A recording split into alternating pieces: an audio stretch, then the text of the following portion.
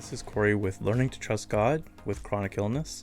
In this video, I'd like to talk about exertion intolerance.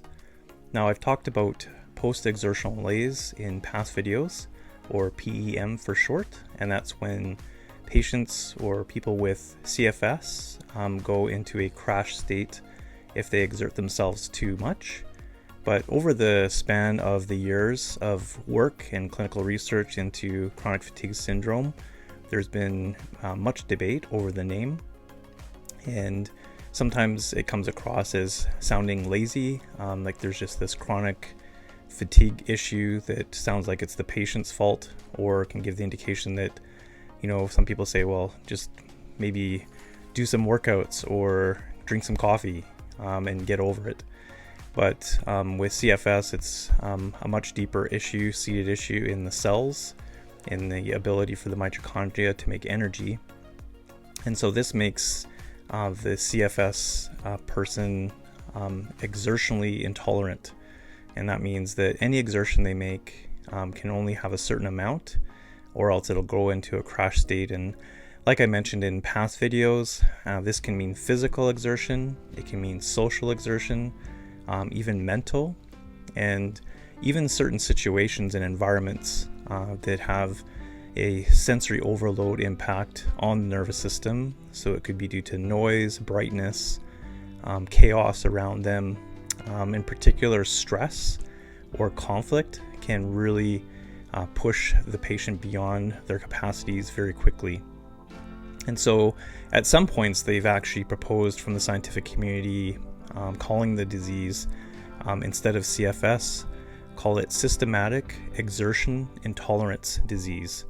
Of course, it's a mouthful, but it's giving that an understanding that this is systemic. It's all parts of the body that are not functioning in terms of the cellular level to have enough energy that the person can push through that exertion for an extended period of time, and they go into a crash state.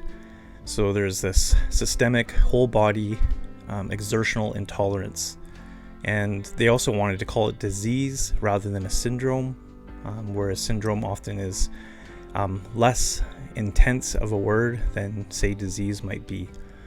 So it's important to understand that those with CFS and even fibromyalgia too, we can go into that crash state. And so we have an exertion intolerance issue that we have to be careful to pace ourselves in all areas of life, whether physical exercise, social interaction, mental exertion, so things like writing, reading, filling out forms, but also being careful of our environment.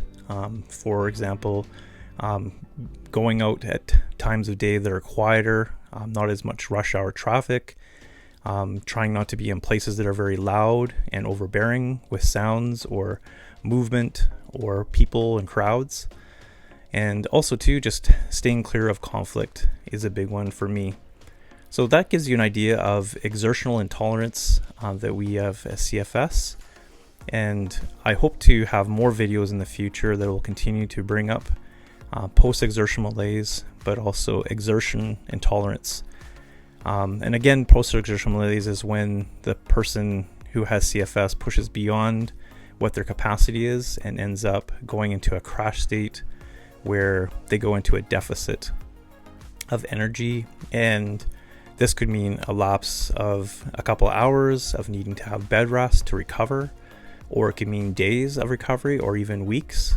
Some people even experience months, or some people experience no recovery and are constantly in bed. So the more that the CFS patient pushes beyond their exertion tolerance, this means that a detriment to their health and a declining capacity. And so thank you for watching this video, and I hope it's been helpful. Be careful out there as you exert yourself. Be wise. Thank you.